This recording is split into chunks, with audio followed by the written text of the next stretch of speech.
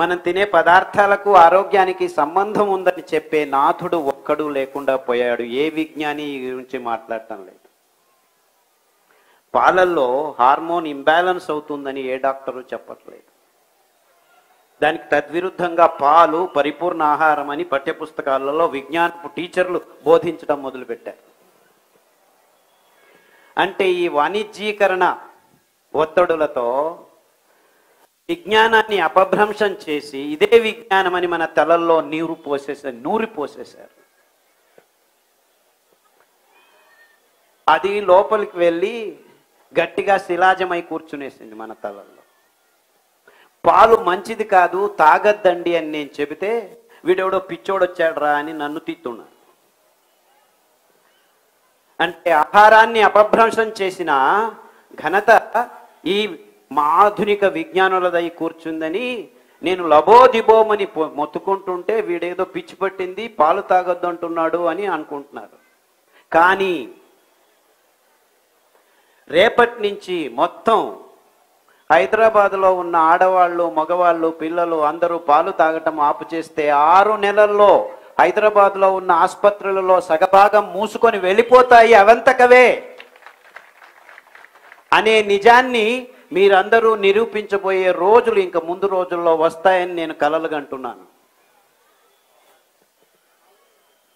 అంటే మనం పాలు తాగకుండా ఉంటే చాలు మన ఆరోగ్యాలు సుధారించుకుంటాయని చెప్పే నాథుడు లేడు. పాలల్లో కాల్షియం ఉంది, కాల్షియం లేకుంటే బోన్లు విరిగిపోతాయి, ఎముకలు పుట్టుకని కింద పడిపోతారు అని అంటున్నారు. కానీ పాలు లీటర్లు తాగాము ఈ 20 సంవత్సరాలు, అయినా బోన్ క్యాన్సర్ వస్తుంది, ఆర్థో ప్రాబ్లమ్స్ ఉన్నాయి. ఎంతవరకు అంటే 38-40 ఏళ్లకే మీ మోకాలు సమసిపోయాయి, దానిని తీసేస్తాము, మిడిల్, లార్జ్, స్మాలు అమెరికా నుంచి, జర్మనీ నుంచి, ఫ్రాన్స్ నుంచి వస్తున్నాయి, బై 1 get 1 ఫ్రీ ఇలా ప్రకటనలు చేసి మీ మోకాళ్ళని తీసేస్తాము, కొత్తవి అమర్చుతాము అని పెద్ద పెద్ద ఫ్లెక్సుల్లో ప్రకటనలు చూస్తున్నాం. ఇంతకంటే విపర్యాసం కావాలా మనకి? అంటే ఆ పాలు తాగాము, వాళ్ళే చెప్పారు మాంసం తినండి, మాంసంలో విటమిన్ B12 ఉంది, దానిలో తప్ప ఇంకెక్కడా లేదు అని చెప్తున్నారు. కానీ విటమిన్ B12 ఎంతమందికి తప్పిపోయింది అని ఇప్పుడు విటమిన్ B12 టాబ్లెట్లు అమ్మటం మొదలుపెట్టారు. అంటే వీళ్ళు చెప్పింది పచ్చి అబద్ధం, లేకపోతే ఇంకొకటి మాంసం తింటున్నా కానీ విటమిన్ B12 మీ దేహంలోకి రావట్లేదని. ఏ రెండిట్లో ఏదో ఒకటి నిజం, అంతేనా? ఇదైనా నిజం, ఇదైనా నిజం. ఇప్పుడు అందరికీ విటమిన్ B12 తక్కువైందంటే మాంసం తిన్నా విటమిన్ B12 మీకు రావట్లేదనే కదా. అంటే ఆహారం కృతకమైందనే కదా. నిజమైన ఆహారం అయితే విటమిన్ B12ని హ్యాపీగా సంపాదించుకోవాలి కదా. మనం మాంసం తింటున్నారు అందరూ, మొత్తం 95% of the people in the world are eating meat, but then why B12 is less? ఇలాంటి ప్రశ్నలు అడిగేదానికి మనకు ఆలోచన శక్తి లేకుండా పోయింది. ఎందుకంటే ఈ మాధ్యమాలు, ఈ పత్రికలు, ఈ టీవీలు ఒకదాని మీద ఒకటి పేరు పట్టుకొని హాట్ హూట్ అని రాయటం వల్ల ఓ విటమిన్ B12 మాంసంలో మాత్రమే ఉందట, ఆహా కాల్షియం పాలల్లోనే ఉందట. నువ్వుల్లో కాల్షియం 10 రెట్లు ఎక్కువ ఉందని ఎవడు రాయడేంటి? ఇలా ఫోన్ ప్రాబ్లం ఉన్న వాళ్ళకి వారానికి ఒకసారి నువ్వుల లడ్డు తినిపిస్తే ఇలా వంగిపోయిన ముసలావిడ 70 ఏళ్ళు ఆవిడ టక్కర్ తెలుసుకొని నడుస్తుంది ఇప్పుడు. అంటే నువ్వుల లడ్డు తినండి అని ఏ ఒక్క విజ్ఞాని చెప్పట్లేదు, ఏ ఒక్క డాక్టరు చెప్పట్లేదు. ఎందుకు? పాలు అమ్ముడు కావు. నువ్వులు తింటే ఆ మెట్ట భూముల్లో 4 వానలు వస్తే సాలుల్లో సామెలు కొర్రలు పెంచుకుంటుంటే నువ్వులు పెంచుతాయి. అవంతకవే 1 ఎకరానికి 2 క్వింటలు. ఆ క్వింటలు నువ్వులకి కేజీ 300 రూపాయలు 400 రూపాయలు ఇస్తే ఆ రైతన్న బాగుపడతాడు అని ఏ ఒక్క విజ్ఞాని ఇంతవరకు ఆలోచించలేదే. ఎందుకంటే ఈ విజ్ఞానులందరూ ఈ బాక్స్లో కట్టివేయబడ్డారు. పాలు మంచిది, ఇది మంచిది, అది మంచిది, ఇది తినండి, అది తినండి అని చెప్తున్నారు. చివరికి పీచు పదార్థం లేకుండా ఆహారం తింటున్నావయ్యా అని మాలాంటి వాళ్ళు చెప్పడం మొదలు పెడితే అవునవునవును కినోవా ఉంది, టెఫ్ ఉంది, చెఫ్ ఉంది అని అదేదో ఎక్కడో పెంచిన పదార్థాలను తీసుకొచ్చి మళ్ళా మన తలల మీద రుద్దేదానికి న్యూట్రిషనిస్టులు అందరూ కట్టకట్టుకొని పేపర్ల మీద ఆదివారం ఆరోగ్యం అని చెప్పి రాయడం మొదలుపెట్టారు. అర్థమవుతుందా నేను చెప్పే విషయాలు? అంటే ఇవంతా వ్యవస్థితంగా ఈ బహురాష్ట్రీయ కంపెనీలు మన ఆరోగ్యాన్ని, ఆహారాన్ని, పదార్థాలని అన్నిటినీ కబలించేసి మేము చెప్పిందే ఇదే ఆహారం, ఇలాగే తినండి, ఇలాగే ఉండండి, మీకు రోగాలు వస్తుంటే నో ప్రాబ్లం, ఇక్కడ ఇంకొక వ్యవస్థను తయారు చేస్తాము, టాబ్లెట్లు తీసుకుంటూ ఉండండి. ఇది నిజమైన చిత్రణ, కటు సత్యము. అంటే ఇంత భయంకరమైన క్లిష్టమైన పరిస్థితుల్లో ఈ అంశాలన్నీ ఒకదానికొకటి అంటుకొని ఉన్నాయి. ఆహారం సపరేట్ కాదు, ఆరోగ్యం సపరేట్ కాదు, వ్యవసాయం సపరేట్ కాదు, రైతన్న సపరేట్ కాదు. 4 వానలు వస్తే నీళ్లను లేకుండానే కొర్రలు, అండుకొర్రలు, అరికలు, సామెలు, నువ్వులు, ఉలవలు ఇలాంటి అద్భుతమైన పదార్థాలని పెంచుకొని తింటూ ఉన్న రైతన్నలు కాదు కదా, కొండ చర్యల్లో పెరుగుతున్న ఆ ట్రైబల్స్ జనాంగాల ఆరోగ్యాన్ని కూడాను గబ్బులేపి ఈ 2 రూపాయలకు బియ్యం ఇస్తామని చెప్పి ఆ బియ్యాన్ని వాళ్లకు తినిపించి 130 మంది ట్రైబల్స్లోనూ డయాబెటీస్ రోగం తెచ్చిన ఘనత ఈ ఆధునిక విజ్ఞాన కృషి యుగానికి సంబంధించింది అని గట్టిగా పెద్ద పెద్ద గొంతుతో చెబుతూ ఉంటే అవునా అవునా అంటే మాకేదో రోగం వచ్చింది పర్వాలేదు, మల్టీ స్పెషాలిటీ హాస్పిటల్స్ వీధికి ఒకటి పుట్టుకొని పుట్టగొడుగుల్లాగా లేచొస్తున్నాయి. దాన్ని అలా జరుగుతున్న భయంకరమైన సత్యాన్ని డెసిఫర్ చేసుకోలేక మనమంతా రోగులమవుతున్నాము. వారం వారం రోగులు ఎక్కువ అవుతున్నారు నగరాల్లో అని ఎవరు చెప్పకపోతే